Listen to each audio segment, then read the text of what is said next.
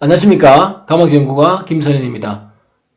오늘은 감학증 학술의 카페에 소개한 감학증 1화 읽기 방송입니다. 남녀 음성 부분은 한두 마디 제가 직접 연기를 하겠습니다. 제목 마지막 친구 토끼와의 아픈 이별. 10년 전쯤 제가 감학증 모임 회장할 때 제게 자주 전화하고 문자하며 도움을 청한 황경희씨. 가명 20대 후반 여성.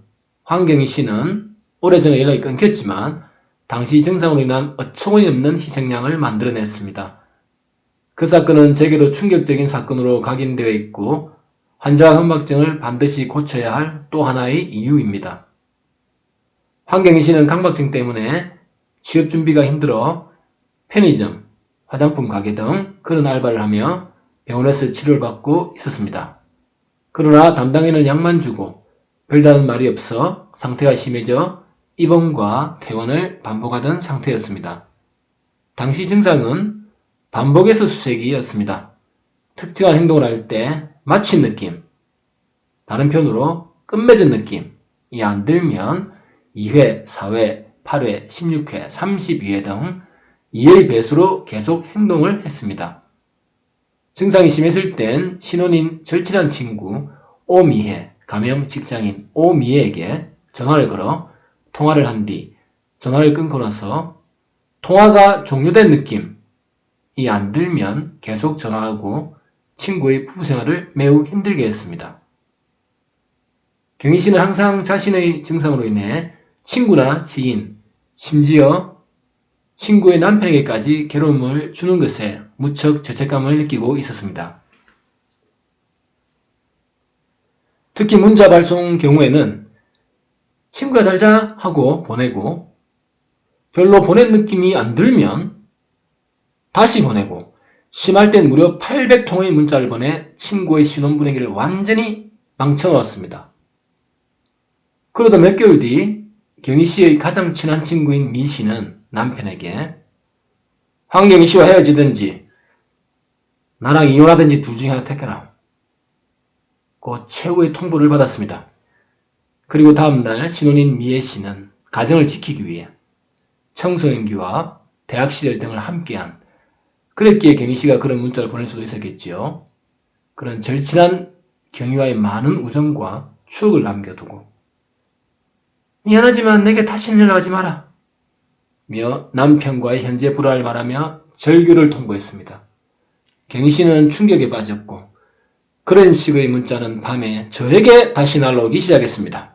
잘 주무세요, 잘 주무세요, 잘 주무세요, 잘 주무세요. 끝없이 문자가 왔고 문자 간간히 선생님 제발 제 문자를 모른 척 해주세요. 아 괴로워요. 등 웃지 못할 실제 일반적인 문자 발송의 목적과 전혀 관계없는 문자 발송 자체의 강박 행위의 고통을 알리는 문자를 보냈습니다. 어쩔 땐 새벽에 연락 바랍니다 라는 문자가 3통이나 계속 와서 놀래서 제가 무슨 큰일 있나 싶어 연락했더니 연락도 안 되었습니다. 그 다음날 다시 연락해보니 하는 말이 원래 문자 내용 없이 그냥 보내면 자동으로 뜨면 돼요. 연락 바랍니다 라는 게 자동으로 떠요. 신경 쓰지 마세요. 어제 그냥 선생님께 보낸 문자가 종료 느낌이 안 들었어요. 새벽에 글쓰기도 괴롭고 그냥 문자만 3번 눌렀어요. 라고 했습니다. 경희 씨는 강박증으로 거의 모든 친구와 지인을 잃었고 결국 가장 자신을 잘 이해해주던 친구 오미에조차 잃었습니다. 설상가상으로 미애 씨의 신혼집 불화를 만든 죄책감까지 시달리게 되었습니다. 이제 경희 씨의 마지막 위안처는 애완용 토끼였습니다. 경희 씨는 문학 전공자답게 자신의 괴로움을 노트에 시도 쓰고 시는 생략합니다. 글도 쓰며 스스로 위로하고 강박증을 몰라주는 현실 세계의 사람들에 대한 원망과 미안함 등을 달랬습니다. 또 친구 토끼를 키우며 하루하루 버티고 있었습니다. 물론 아르바이트 일도 잘 되지 않아 계산도 계속 끝낸 느낌이 안 들면 수십 배 반복해서 심할 땐 당일 또는 이틀 내에 쫓겨났습니다. 주변에 소문이 다 나서 더 일할 곳도 없을 지경이었다고 한탄했습니다. 경희 씨는 가족과 살며 집에 오면 그나마 토끼와 보내는 시간이 많은 도움이 되었습니다. 마지막 친구 토끼.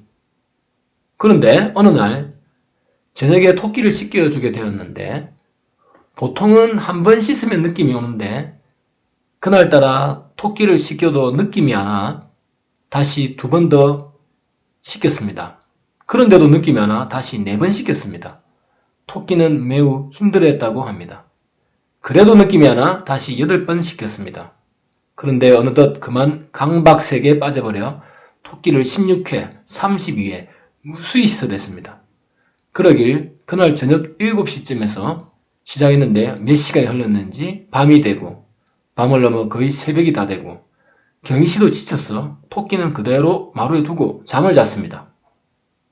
오전에 다시 일어나자마자 어제의 불확실한 느낌 때문에 또다시 토끼를 씻고 무려 5시간이나 더 씻게 되었습니다.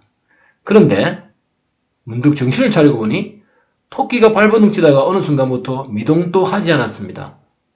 물론 경희씨는 아직 토끼를 다 씻은 것도 아니었습니다. 문득 이상해서 토끼를 보니 토끼는 눈을 감은 채 축 늘어져서 움직이지도 않았습니다. 토끼는 숨을 쉬지도 않았고 이미 죽어 있었습니다.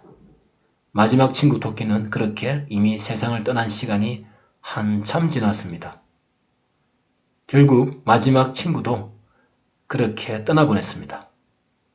동물보호협회에서 알면 바로 고발당할 동물학대죄로 오해받을 수도 있는 상황이었습니다. 이후 경희씨는 토끼를 그렇게 죽게 한 데 대한 죄책감을 또 한 번 떠안게 되었습니다. 그럼에도 안타깝게 강박증의 중독은 마약과 같아서 증상의 변화는 전혀 없었습니다. 이후 병원에 입원한다는 소식을 끝으로 저와의 연락이 끊겼습니다.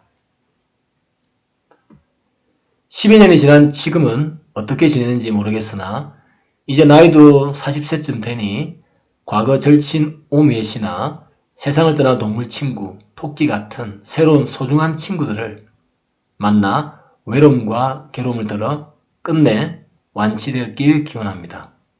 슬픈 사연이었습니다. 강박증은 이렇게 비록 동물이지만 친한 친구조차 죽게 만드는 무서운 병입니다.